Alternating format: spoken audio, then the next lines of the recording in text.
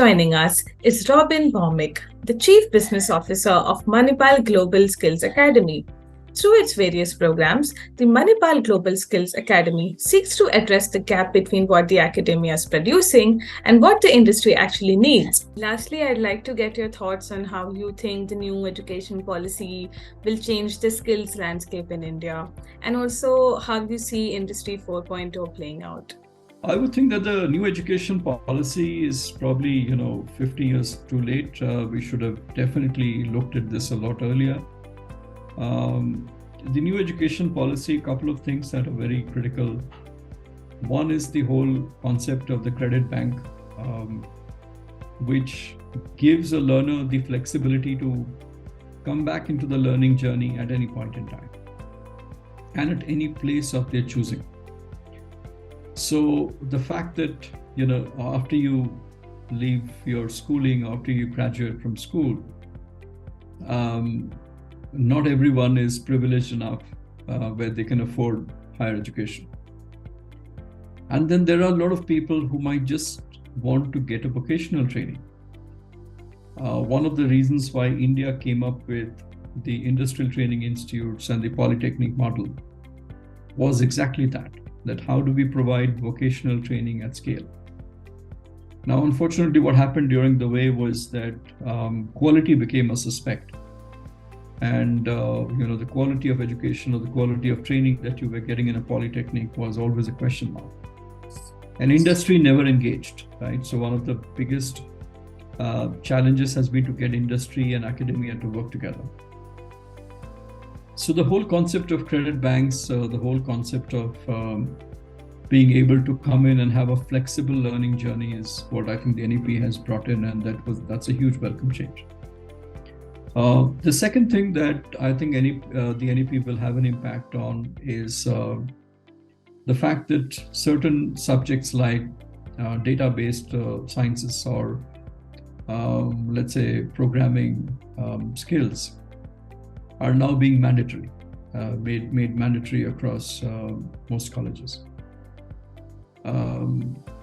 Programming is going to become a life skill, and it's going to be one of the two, in my mind, skills that are going to decide people's future. The other one is the ability to work with data. We are a data-hungry society. We are a data-hungry, and we of course generate like trillions of gigabytes of data every day.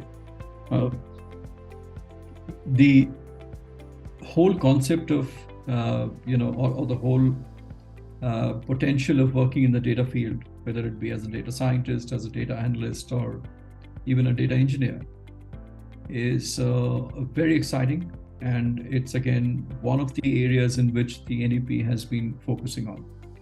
So I think programming, basic tech skills, and data skills, I think, have been brought out in a very significant way.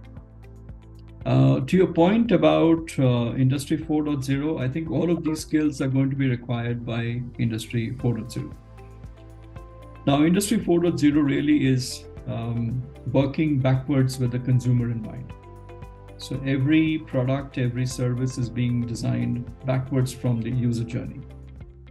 And when that happens, there's a lot of technology that comes at play, because the ability to even understand or predict consumer behavior means that you should be working in multiple scenarios, which often in cases where you have human beings running those interactions, it becomes very difficult.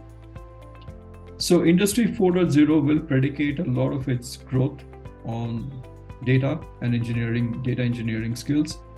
And of course, a lot of areas like programming, we have spoken about machine learning, we spoke about artificial intelligence, etc.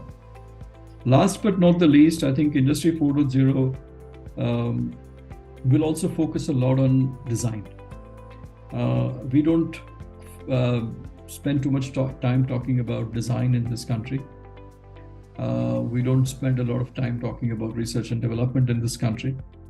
I think, design thinking, the ability to design world-class products, the ability to predict consumer behavior, the ability to do research, deep research in tech, are going to be supremely critical for anyone wishing to have a career 10 to 15 years down the line. I think so that's one of the other areas that Industry 4.0 is going to be really focusing on going forward.